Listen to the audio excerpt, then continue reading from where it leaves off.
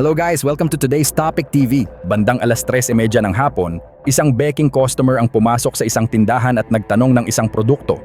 Pero wala silang ganong produkto na katulad ng kanyang hinahanap, kaya pumili ito ng ibang item na nagkakahalaga lamang ng maliit na halaga at nagbayad ng 1,000 piso.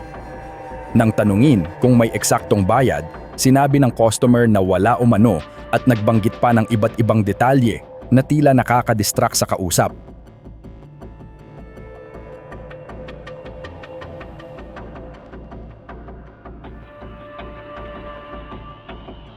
Habang isinasagawa ang pagsusukli, bigla naman itong naglabas ng eksaktong halaga, dahilan upang ibalik ng tindera ang naunang 1,000 piso na ibinayad niya. Sa puntong iyon, kasabay ng sunod-sunod na salita at kwento na maaaring magdulot ng kalituhan sa tindera. Isasabay niya rin ang palit pera modus na ang 1,000 ay papalitan niya ng 100.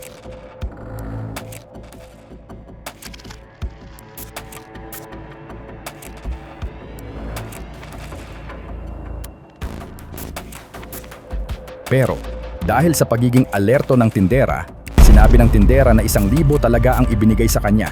Ngunit iginigiit ng beking ito na 100 lang daw yung ibinigay sa kanya, sabay turo pa sa lagayan ng pera na hayon daw ang pera niyang 1,000 na pilinipilit niya sa tindera na ibalik sa kanya, na animoy, gusto niya i-hypnotize ang tindera at lituhin, subalit malinaw at alerto ang pag-iisip ng tindera kaya hindi ito sumunod sa kagustuhan ng beking ito.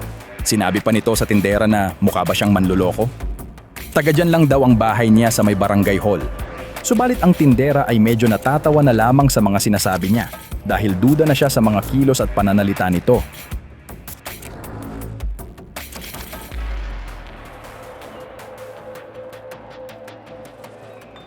At upang makasiguro, nagtungo ang tindera sa opisina upang suriin sana ang CCTV bilang ebidensya. Subalit habang papalayo, tinawag niya ang tindera para sabihing okay na.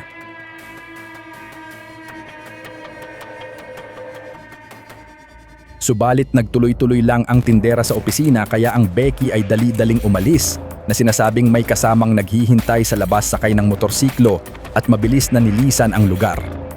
Sa kabutihang palad, walang perang nawala sa insidenteng ito dahil sa pagiging alerto at presence of mind ng tindera.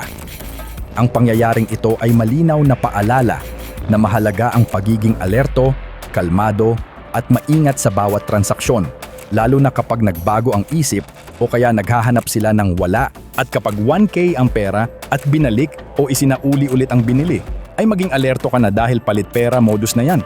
Ang ulat na ito ay para sa public awareness upang maiwasan ang kaparehong insidente sa hinaharap. Kaya lagi po tayong mag-iingat. Ibukas lagi ang isip, i-focus ang sarili sa ibinabayad at isinusukli sa inyong mga customer. Huwag magpadala sa mga kwentong mapanglinlang dahil kapag marites ka at nagpadala ka sa agos ay tiyak na isa ka na sa kanilang mga biktima.